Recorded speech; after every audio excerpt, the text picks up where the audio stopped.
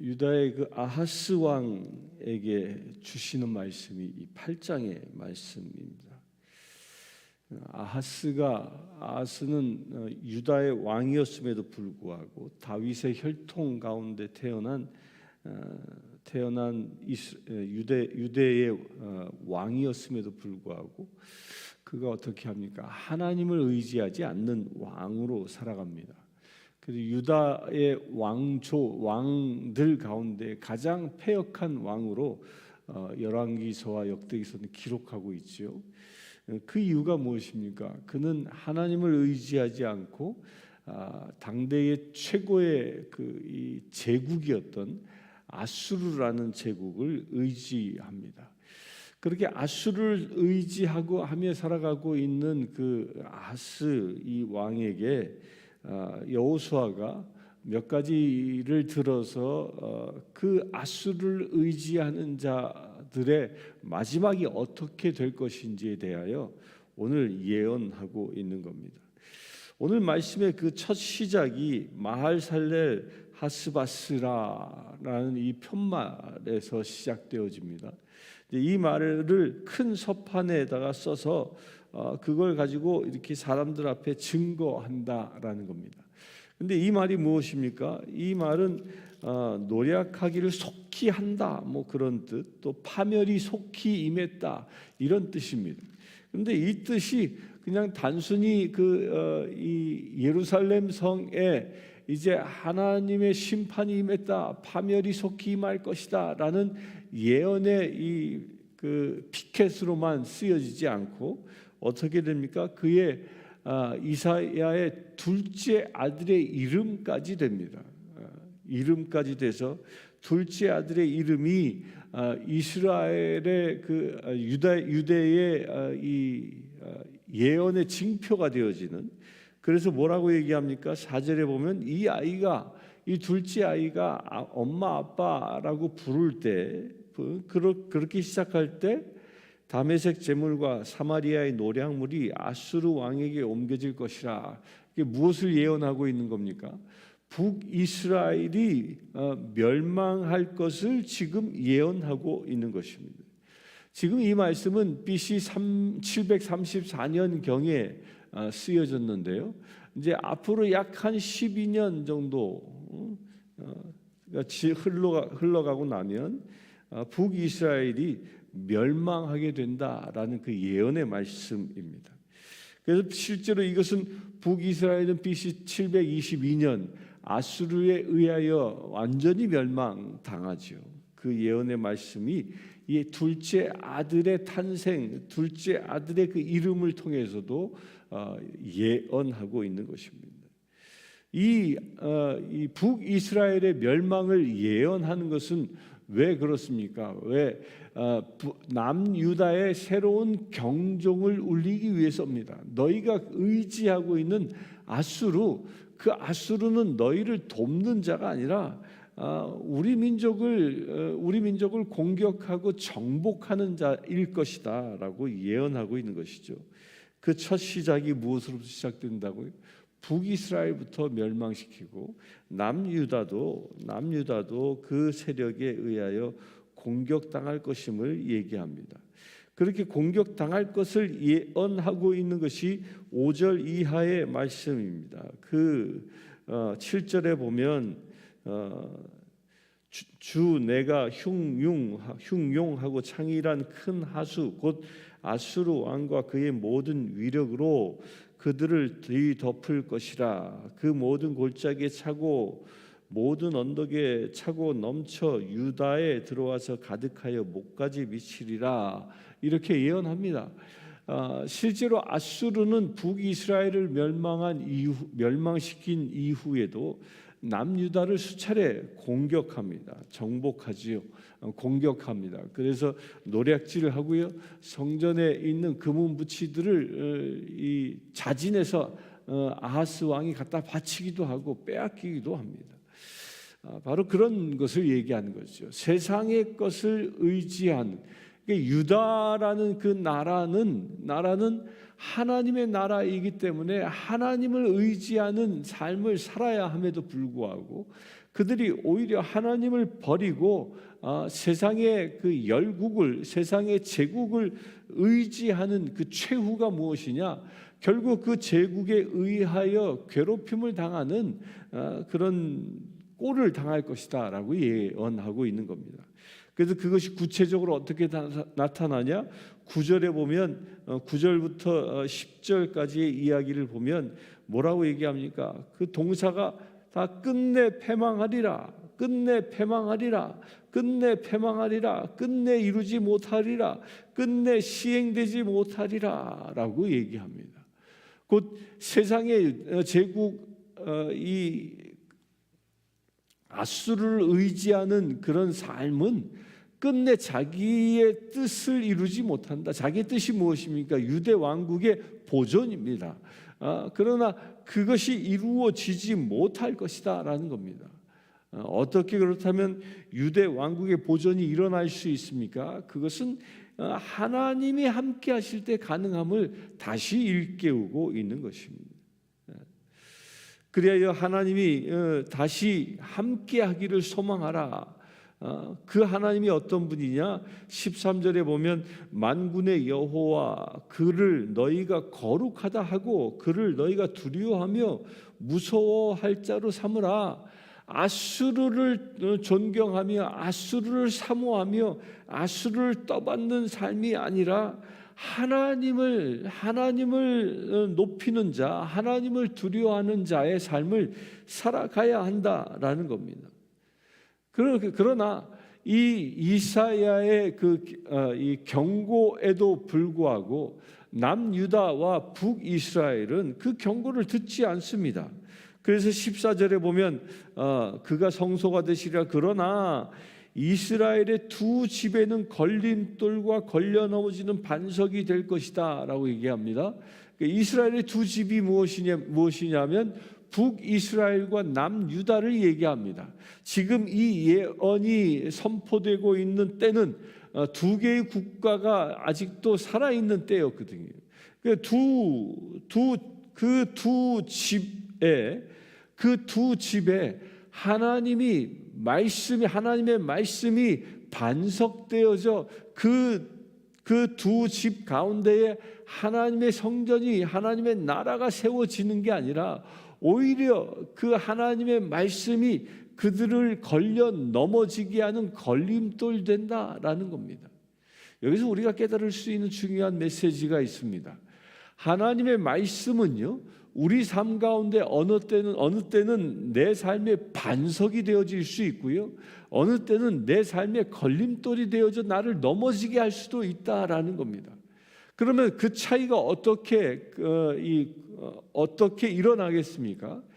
하나님의 말씀이 내 삶의 반석이 되는 것은요, 하나님의 말씀에 순종할 때 하나님의 말씀은 내 삶의 반석이 되어집니다. 그러나 하나님의 말씀에 불순종하면 내 삶의 하나님의 말씀은 나를 넘어뜨리고 나를 시험하는 그런 걸림돌의 역할을 한다라는 것입니다. 따라서 하나님의 말씀이 내 삶의 반석이 되는가 걸림돌이 되는가는 하나님의 뜻에 있는 게 아니라 내게 있다라는 거예요. 내가 하나님의 말씀을 어떻게 삼고 사냐에 따라서 말씀에 의하여 단단한 반석 위에 내 삶이 세워지는가, 아니면 말씀에 의하여 내 삶이 걸려 넘어져 곤고함 가운데 빠져드느냐가 결정되어진다는 겁니다. 내 삶이 진정 하나님의 말씀 가운데 행복해지길 원합니까? 그러면 한 가지 하면 됩니다. 하나님의 말씀에 순종하면 되는 것입니다. 혹여 따라서 여러분들이 삶 가운데 어려움이 있고 걸림돌에 넘어진 것과 같은 고통이 있습니까? 그럼 한번 나를 돌아보아야 하는 것입니다. 내가 진정 하나님의 말씀에 불순종한 영역이 어디에 있는지 한번 살펴보아야 하는 것입니다. 여러분들 마음에 어려움이 있습니까? 여러분들 삶에 어려움이 있습니까? 여러분들 관계에 어려움이 있습니까? 그로 인하여 내 삶이 걸림돌에 넘어진 것처럼 고통스럽습니까? 살펴보아야 한다는 거예요. 내가 혹여 말씀에 순종하지 아니하는 어떤 영역이 있는지 살펴볼 수 있게 되길 바랍니다. 그리하여 하나님의 말씀이 내 삶의 반석이 될 수 있도록 그 말씀을 붙잡고 살아가는 저와 여러분들 되길 바랍니다. 그러면서 16절에는 이렇게 얘기합니다. 너는 증거의 말씀을 싸매며 율법을 내 제자들 가운데 봉함하라. 이게 또 17절에 야곱의 집에 대하여 얼굴을 가리시는 여호와를 나는 기다리며 그를 보리라. 보라, 나와 및 여호와께서 내게 주신 자녀들이 이스라엘 중에 징조와 예표가 되었나니 이는 시온 산에 계신 만군의 여호와께로 말미암은 것이니라라고 얘기합니다. 걸림돌이 되어 넘어지는 그 유대 백성들을 향하여 하나님께서는 이사야의 아들들을 통하여 메시지를 전하고 있다고 얘기하는 거죠. 우리 7장 3절에는 이사야의 그 첫 번째 아들 스알 야숲이라는 아들이 등장합니다. 그 스알 야숲의 이름의 뜻이 무엇이었다고 합니까? 남은 자들이 돌아올 것이다 라는 희망의 그 메시지였습니다. 곧 스알 야숲, 그 이삭의 그 첫 번째 아들, 그 첫 번째 아들은 이스라엘 사람들이 하나님의 심판을 받아 그 멸절의 위기에 처한다 할지라도 마지막 구루터기처럼 남겨진 자들이 있을 것이다 라는 이 예언입니다. 또한 둘째 아들이 있죠. 오늘 읽은 말씀에 이 3절에 둘째 아들을 낳으리니라고 되어져 있죠. 그 아들의 이름이 마하르 살랄 하스바스. 이름도 어려워요. 마하르 살랄 하스바스. 이게 무슨 뜻이라고 그랬어요? 파멸이 곧 임박했다라고 예언합니다. 이 두 아들을 통하여 이스라엘이 앞으로 어떻게 될 것인지를 유대 백성들에게 예표로 삼고 있다는 겁니다. 어떤 예표입니까? 너희가 율법을 따르지 아니하고 세상 것을 따르자 살아가느냐? 그렇게 된다면 너희들의 파멸은 임박해 있다. 그러나 하나님께서는 너희들을 완전히 멸절치 아니하고 남은 자들을 남겨둘 것이고 그들이 다시 예루살렘에 돌아올 것이다라는 대예언을 하고 있습니다.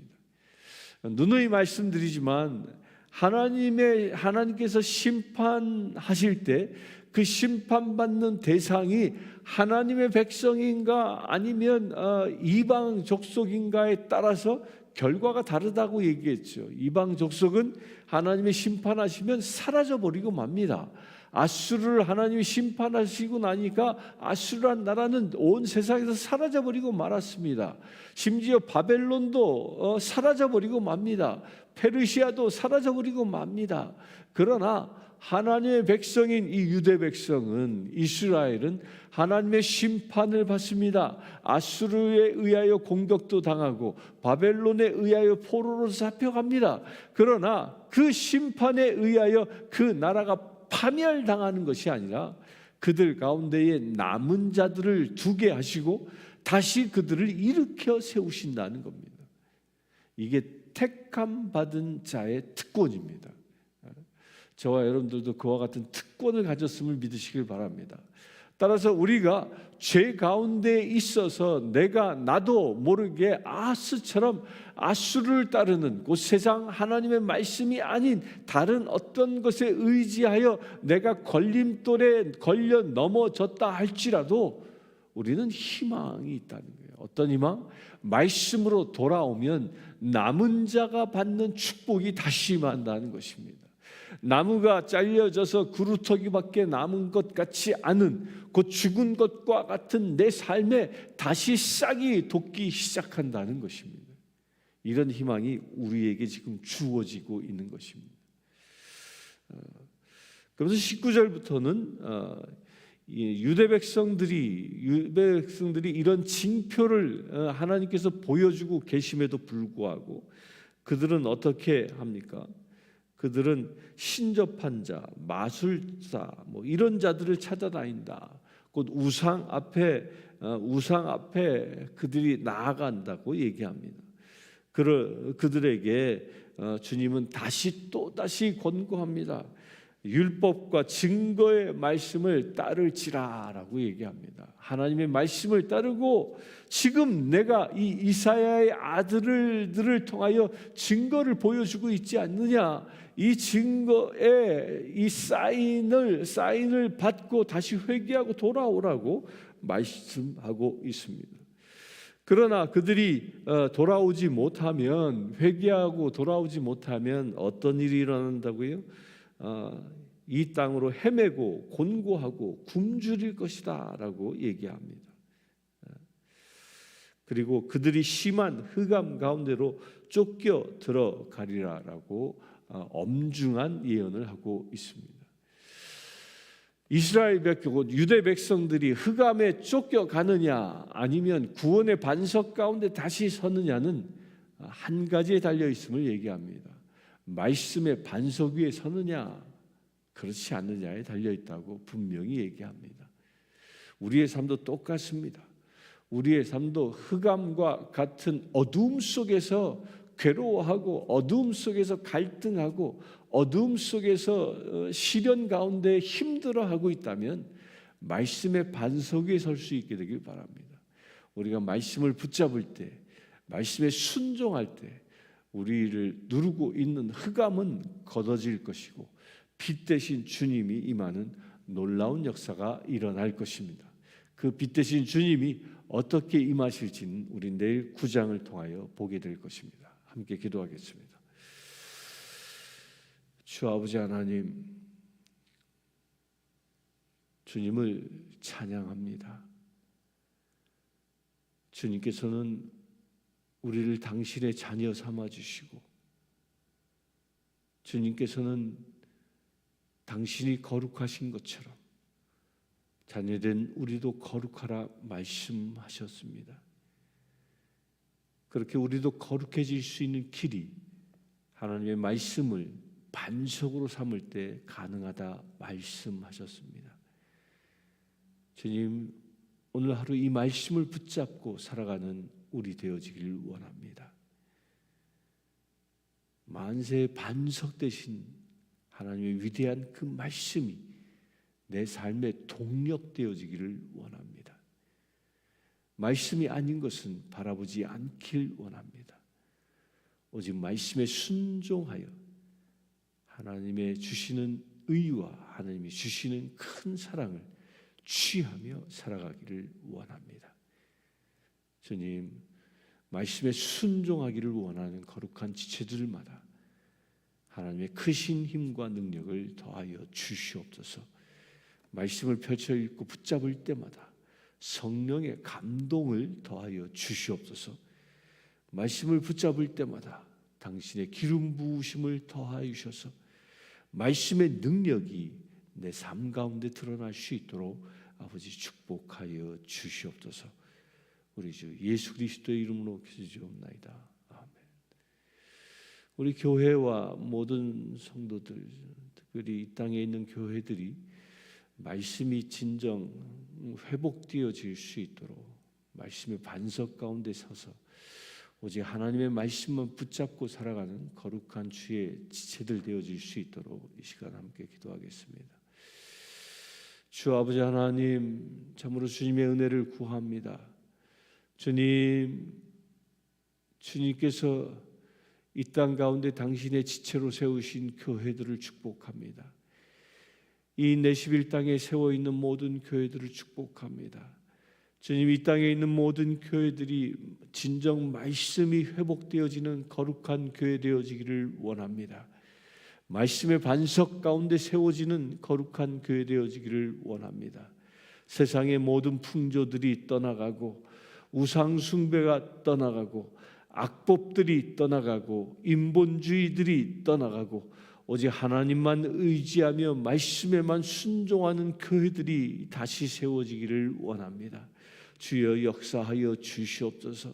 주여 역사하여 주시옵소서.